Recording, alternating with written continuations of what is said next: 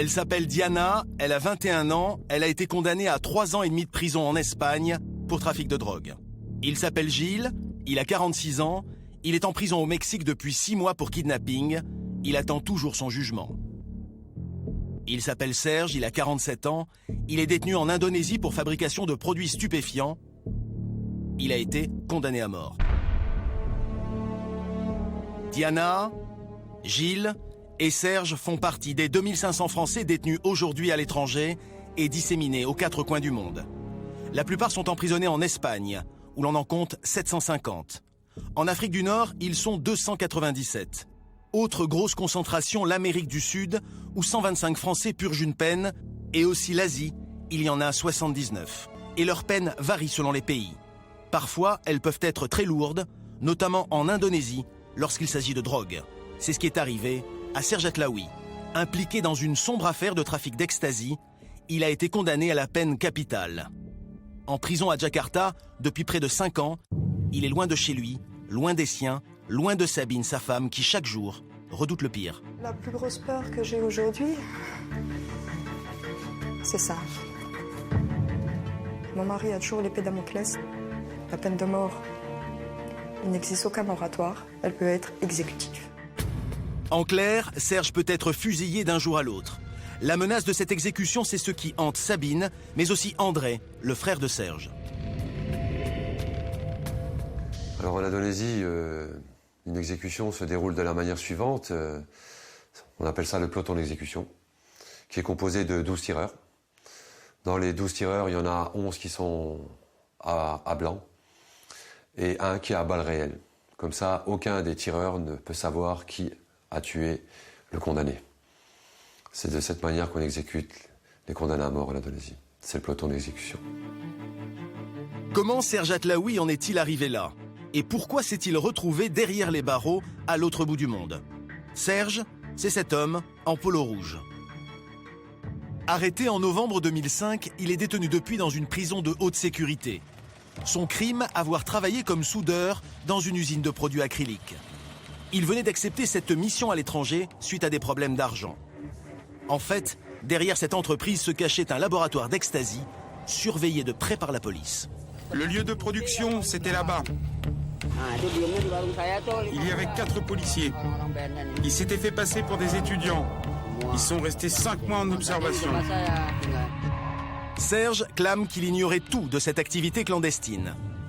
La justice indonésienne l'a quand même condamné à 20 ans de prison alors qu'il n'avait aucun antécédent judiciaire. Choqué, il fait appel, mais au deuxième procès, la sentence est plus terrible encore, la peine de mort. Quand j'ai appris la condamnation à mort de mon frère Serge, ça nous a fait l'effet d'une bombe à moi et ma famille. On avait beaucoup d'espérance pour que... On savait qu'il allait être condamné à quelque chose, mais on ne s'attendait pas à une telle condamnation. Ces dernières années, la drogue est devenue un fléau national en Indonésie. Résultat, la justice se montre désormais intraitable avec les trafiquants. Pour ce haut représentant de la justice à Jakarta, la condamnation de Serge Atlaoui à la peine capitale est donc justifiée. Nous estimons que Serge Atlaoui est un spécialiste. C'est un trafiquant indonésien qui l'a fait venir exprès en Indonésie. Nous les avons condamnés à mort car ils risquaient de transmettre leur savoir-faire à des trafiquants indonésiens. Présenté comme l'un des cerveaux de l'affaire, Serge a donc été condamné pour l'exemple. À 12 000 km de là, Sabine lutte comme elle peut pour sauver son mari. Elle a même créé un comité de soutien avec André, le frère de Serge. Tous pensent que Serge est victime d'un terrible concours de circonstances, avoir été au mauvais endroit, au mauvais moment. Quand Serge est arrêté, Sabine et lui se connaissent depuis 6 ans. Alors que Serge est déjà en prison, il décide de se marier, comme pour conjurer le sort. Ces photos datent de 2007. Malgré les circonstances dramatiques, la cérémonie a tout d'un vrai mariage. Leur seul moment de bonheur depuis la condamnation. Paris, janvier 2010. Aujourd'hui, Sabine a rendez-vous avec son avocat pour demander une nouvelle demande de révision du procès auprès de la justice indonésienne. Angoissée, elle a demandé à Christine, une amie du couple, de l'accompagner. Maître Richard Sédillo est le défenseur de Serge Atlaoui. Il sait que cette demande est celle de la dernière chance, avec, comme première étape, l'espoir de faire commuer la peine de mort en simple réclusion. Alors, je ne sais pas s'il sera libéré. Ce que j'espère en tout cas, c'est que la peine sera une peine tout à fait modérée et à la hauteur du rôle très très subalterne qui a été le sien.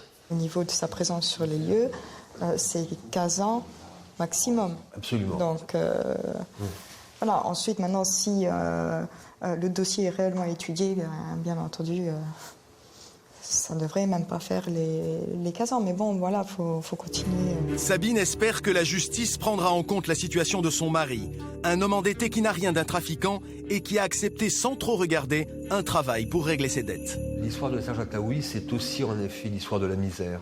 En raison des difficultés financières qu'il rencontrait, il a accepté ce travail qu'on lui a proposé. Serge Atlaoui n'avait jamais été condamné, il n'avait jamais participé à la moindre activité délictuelle en France, et tous ceux qui le connaissent le décrivent comme un homme tout à fait irréprochable. Chaque fois qu'elle vient à Paris, Sabine est hébergée chez Christine et son mari. À l'époque des faits, le couple travaillait en Indonésie. Christine est l'une des rares personnes à avoir pu lui rendre visite en prison. Quelqu'un qui est à la fois très fort, qui se maintient, qui affiche toujours un sourire quand on vient lui rendre visite, qui ne veut pas s'enfermer mentalement dans le désespoir. Donc de ce côté-là, il est assez extraordinaire. Mais ce qui le tue, c'est l'isolement, en fait. J'ai pu voir mon mari à l'occasion de 4 fois. J'ai pu me rendre en Indonésie, donc en juin 2006, janvier 2007, mars 2008 et juillet 2009. Il n'y a pas de vie, il n'y a rien. Le matin, dès qu'on a les yeux ouverts, c'est tout de suite les pensées vont en Indonésie. Je dors avec le téléphone à côté. Car chaque jour, chaque instant, Sabine attend un signe de son mari. Mais elle ne sait jamais quand il pourra l'appeler. Là-bas, il n'y a qu'une cabine pour 500 détenus.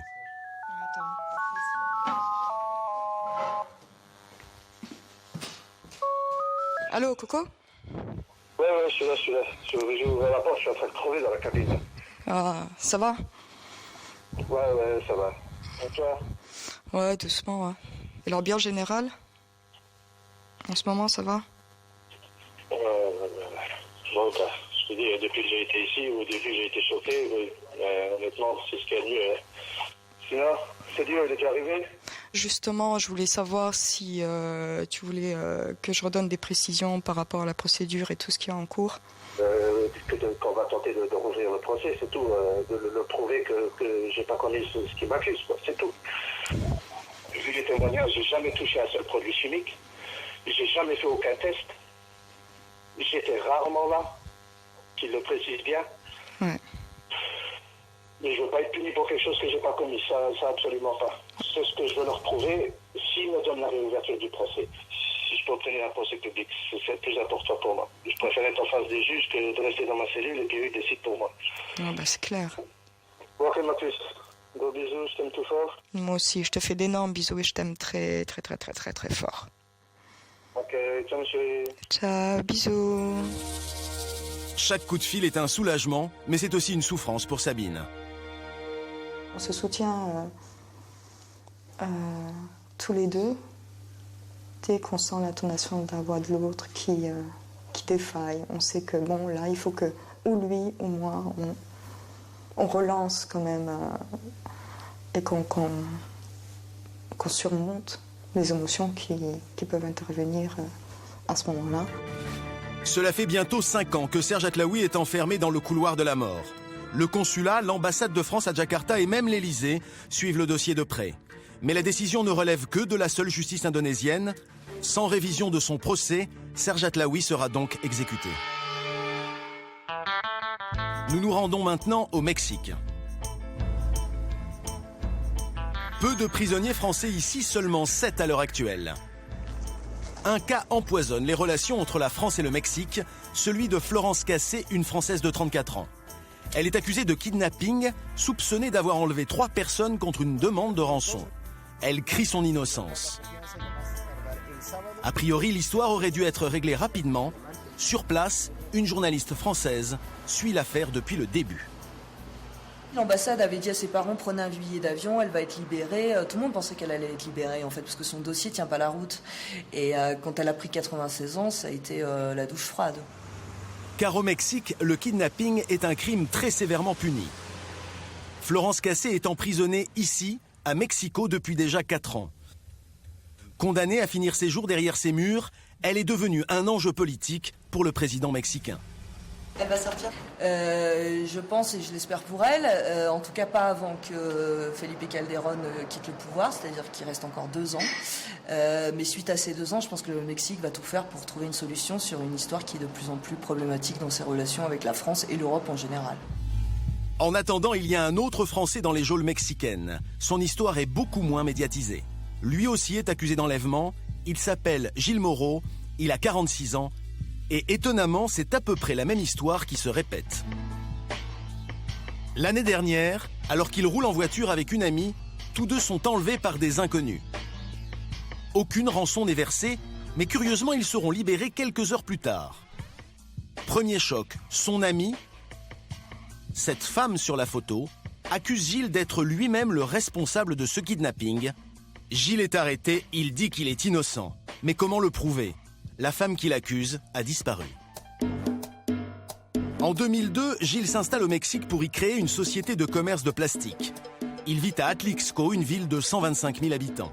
Son frère Luc l'a rejoint l'année dernière pour travailler avec lui. Nous avons rendez-vous avec lui à 4 heures de route de Mexico. Depuis l'arrestation de son frère, Luc se sent menacé. Nous le retrouvons dans une station-service. Le voici avec sa femme Céline. Ils acceptent de nous emmener chez eux. Nous arrivons dans une résidence sous haute surveillance.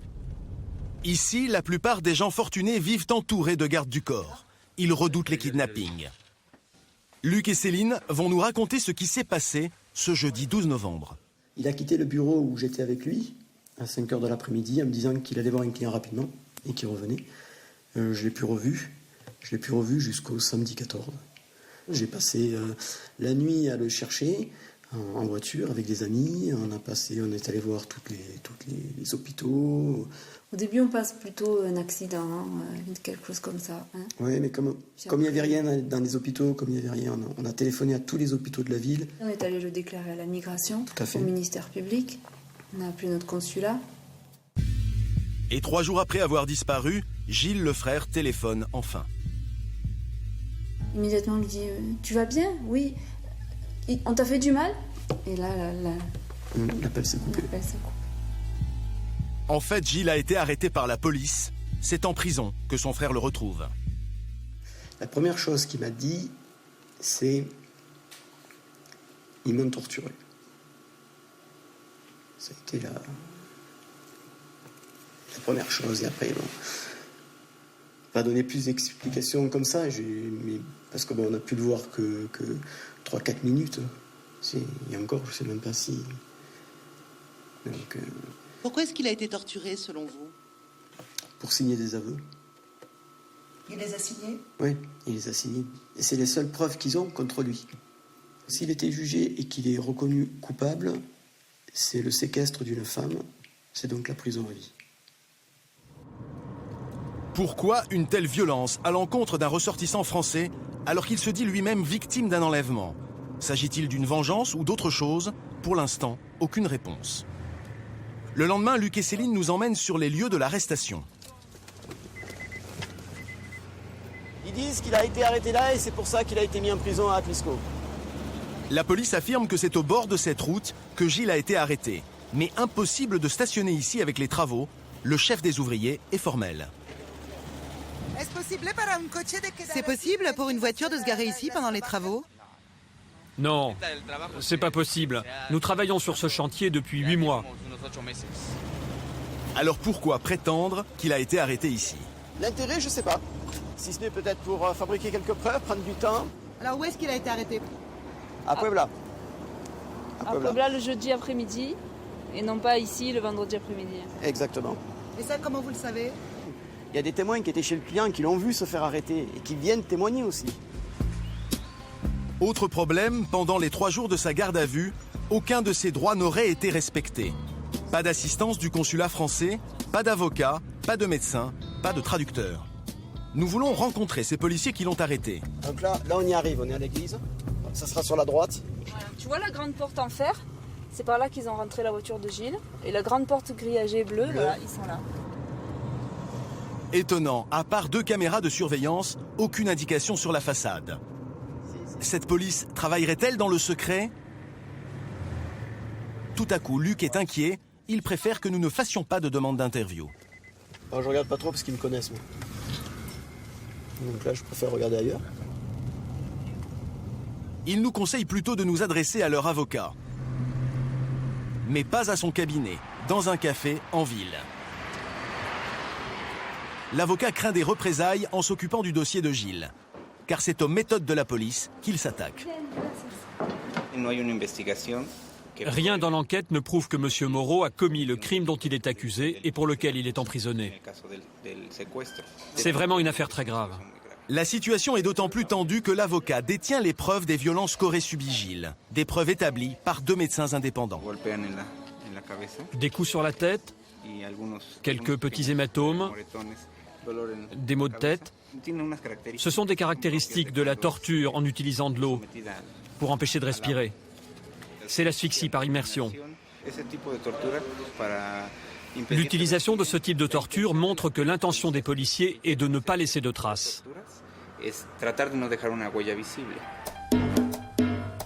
Au Mexique, la police est puissante. Elle répond à la demande sécuritaire du gouvernement. Elle est partout. Forcément, le sujet des violences policières est tabou. Un journaliste accepte quand même de nous en parler à visage découvert, mais pas à sa rédaction, dans une voiture, sur un parking. Ce qui est très préoccupant aujourd'hui, c'est qu'il y a des dénonciations de torture, mais pas de preuves. Aucun policier n'a jamais été inquiété ou mis en prison. Il ne risque rien. À Puebla, avec cette police en particulier, il y a aussi une accusation pour torture, mais elle n'a jamais pu être prouvée. Ce qui est encore plus lamentable, c'est qu'aucun juge ne se pose la question « Y a-t-il torture ou non ?» C'est très grave. Au Mexique, dénoncer ce genre de méthode, c'est prendre un vrai risque. Lorsqu'il sort de prison pour être auditionné par un juge fédéral, Gilles est placé sous protection. Le juge chargé de l'affaire reconnaît au moins une chose, les irrégularités de son arrestation. Il statue alors en faveur de la libération prochaine de Gilles. En attendant, Gilles est là derrière ses murs. Ce n'est pas une maison, c'est la prison d'Atlixco. 4 fois par semaine, Luc et Céline vont lui rendre visite. Ses conditions de détention sont épouvantables. Il dorment à 3 dans une cellule qui fait entre 4 et 5 mètres carrés à peu près, à même le sol. Il n'a pas de matelas? Non, il dort par terre depuis 3 mois. C'est ça, oui. Sous une table. Il a choisi ce côté en fait pour être plus près possible de la porte, ce qui est un petit peu un espace entre le sol et la porte, qui lui permet d'avoir un petit peu d'air. Parce qu'il faut savoir que la nuit, il coupe l'électricité, parfois même l'eau. Donc pas de ventilateur, pas d'aération, rien du tout. Alors il respire un petit peu l'air qui passe sous la porte. Et quand il coupe l'eau, parfois c'est l'horreur, parce que suffit qu'il y en ait un des 2 co-détenus qui sont avec lui, qui soit malade parce qu'il a mangé la nourriture de la prison par exemple, qui va aux toilettes et bon, il n'y a pas d'eau, il n'y a rien. C'est l'horreur quoi. Niveau hygiène, c'est l'horreur. Luc et Céline tentent tout ce qu'ils peuvent pour améliorer le quotidien de Gilles. Ils lui apportent du réconfort mais aussi à boire et à manger. Dans cette prison, tout se paie. L'eau potable, la nourriture, les couvertures. Boire l'eau courante, c'est risquer de tomber malade. Alors 4 fois par semaine, ils font la queue pour rendre visite à Gilles. 5 mois que Gilles est enfermé ici. Il devait sortir le 25 février dernier. Mais à la dernière minute, premier rebondissement. Le ministère public fait appel de la décision du juge fédéral. Gilles doit réintégrer sa cellule. Quelques jours plus tard, deuxième rebondissement. Son avocat disparaît sans prévenir. Il aurait été arrêté par la police et placé en garde à vue avant d'être relâché 2 jours plus tard.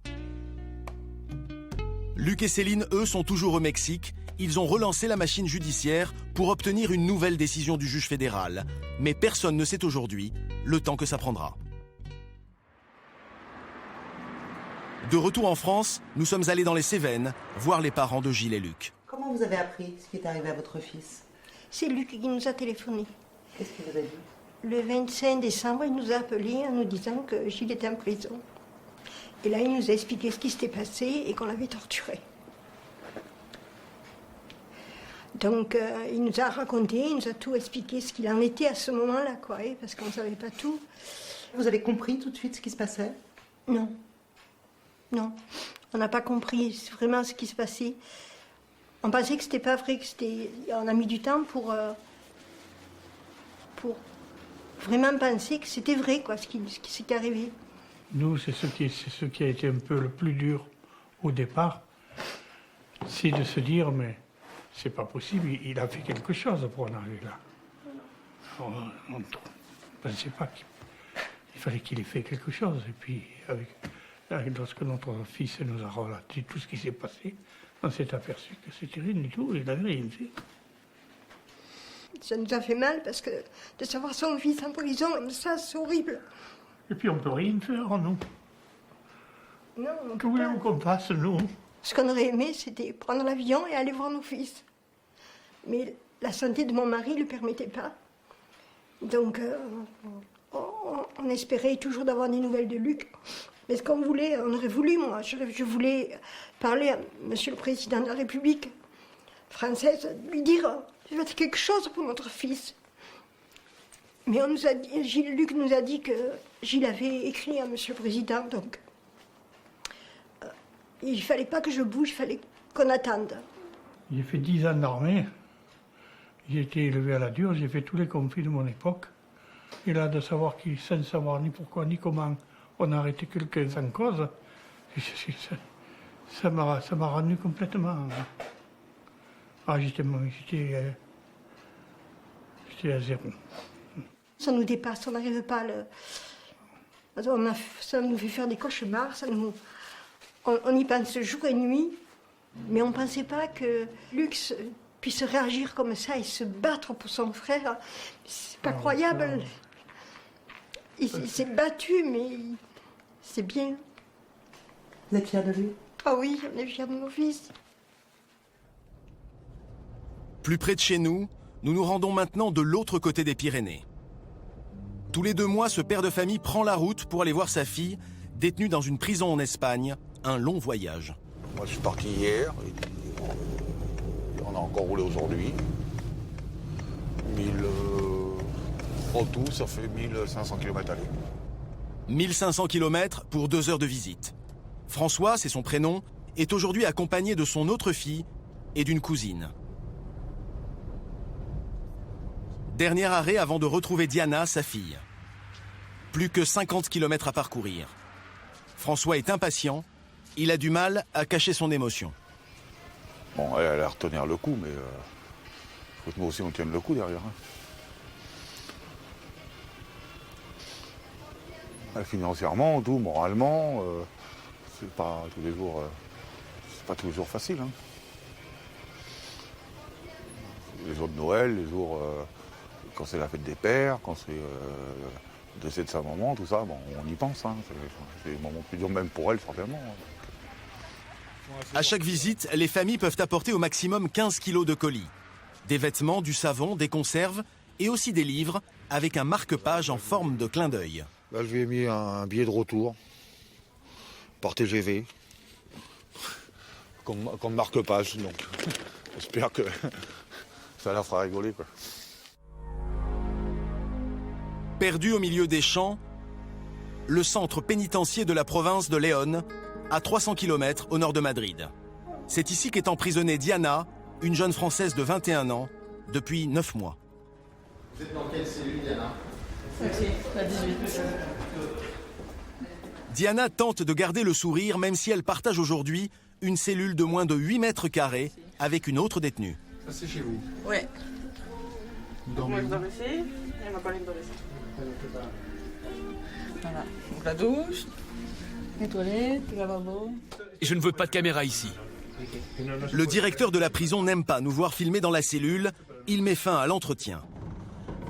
Diana va nous raconter son histoire dans la cour. Tout a commencé l'été dernier lorsqu'elle rentre de vacances au Maroc avec des amis. Elle sait qu'ils rapportent de la drogue mais refuse d'être leur complice et décide de rentrer avec sa propre voiture. C'est sa version. Pour le retour, ils m'ont dit qu'ils partaient un jour avant parce qu'ils ramenaient de la drogue en France. Ils m'ont dit qu'il n'y avait rien dans ma voiture. C'était dans la leur, dans la mienne il n'y avait rien. Donc je suis arrivée à Ceuta, j'ai passé la douane tranquillement.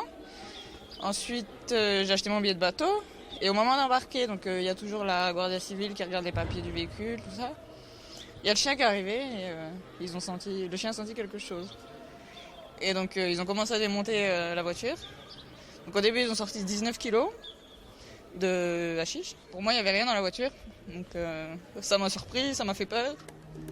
C'est ici à Ceuta que la vie de Diana a basculé, dans ce petit territoire espagnol situé au nord du Maroc. C'est un passage obligé pour traverser la Méditerranée. Mais avant, il faut passer la frontière. C'est à ce poste de douane que Diana a été arrêtée. C'était le 26 juin 2009. Ici, toutes les voitures sont systématiquement contrôlées par des chiens. Chaque voiture suspecte est amenée dans un garage à l'écart, puis reniflée par un deuxième chien.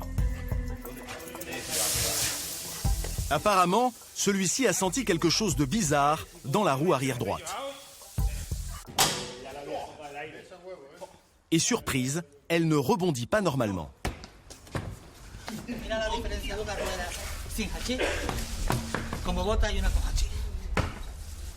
Pour en avoir le cœur net, les gardes civils découpent le pneu. C'est confirmé, la roue est remplie d'étranges paquets.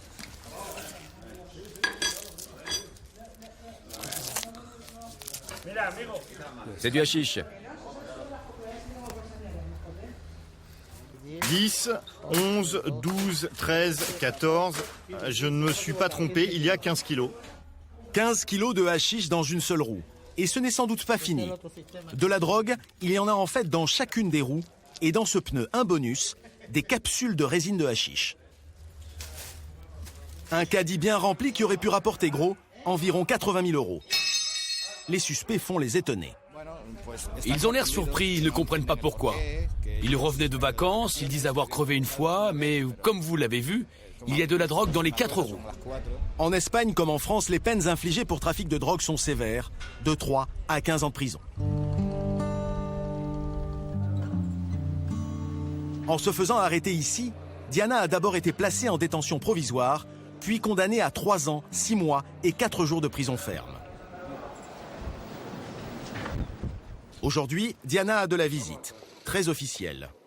La consul de France en Espagne vient vérifier que les détenus français sont bien traités ici. Oui, il faut mesurer ce qui est le mieux pour vous. Vous savez que nous avons un avocat, si ça vous intéresse, vous nous écrivez.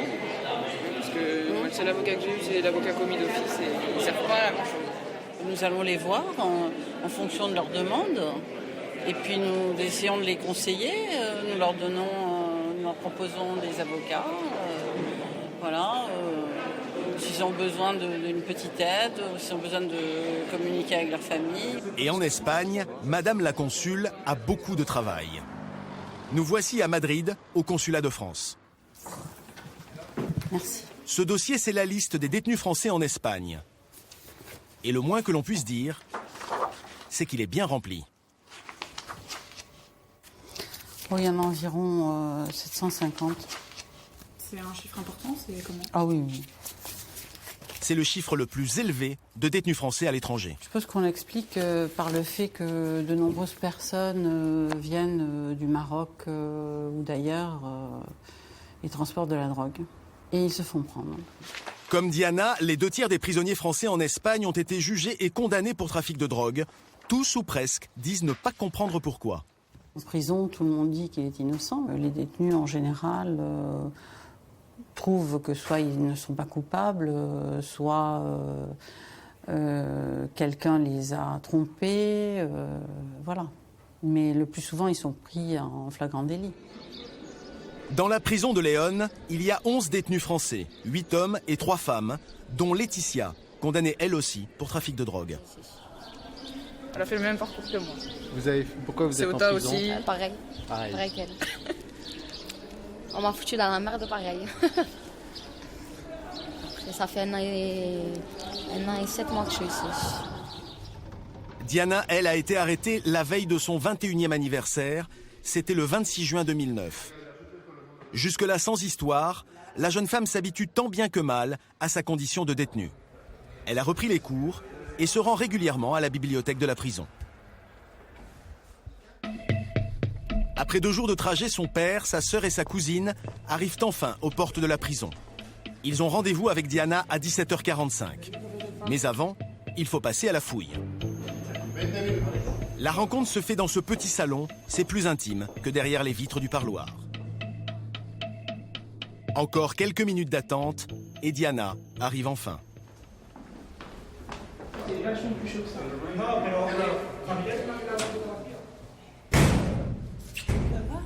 Ça va. Ouais. T'as vu? Tu dis la tête tout à l'heure. Ouais. Ça va? De la fenêtre, elle tient sans attendre à montrer à son père sa cellule. Tout au fond là, je suis la dernière, mais je suis l'autre côté. Pas côté liberté, tout côté prison. L'ambiance est joyeuse. Diana a même brodé une thé d'oreiller pour sa petite nièce. Mais dès que l'on parle d'avenir, les sourires disparaissent. On verra si on peut avoir une libération conditionnelle, on verra bien.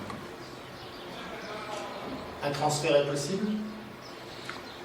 C'est toujours possible, mais bon, il faudra faire 1 an en Espagne, apparemment. Et puis, ça prend du temps, les prisons françaises, on n'entend pas que du bien non plus. Donc, parce qu'il ne peut pas être ici et être mieux, quoi. Le temps passe vite, les 2 heures autorisées se sont déjà écoulées. François a le cœur lourd, il sait qu'il ne reverra pas sa fille avant 2 mois. Ce soir, il va dormir dans cette chambre d'hôtel près de la prison. Même s'il est désormais seul, Diana ne le quitte jamais vraiment. Voilà, j'ai une photo de Diana, avant qu'elle soit en prison. Moi, Diana, je la voyais toutes les semaines. Hein. Elle passait toutes les semaines à la maison. Il n'y avait pas une journée sans qu'elle m'appelle. Quand elle était encore à l'école, c'est moi qui, tous les matins, je l'appelais pour la réveiller. Je suis persuadé qu'elle était innocente et c'est tout. Et puis surtout qu'on essaye de la sortir avant 2012, parce que ça sortit le 27-12-2012, hein, donc c'est très loin quand même encore. En attendant cette hypothétique libération conditionnelle, Diana ne comprend toujours pas pourquoi elle s'est laissée entraîner dans cette drôle d'histoire. Ça m'énerve envers moi-même de ne pas avoir vu venir les choses. Et en même temps, c'est à elle que j'en veux, d'avoir fait ça comme ça. Il n'y a pas de raison que moi je sois là et elle dort.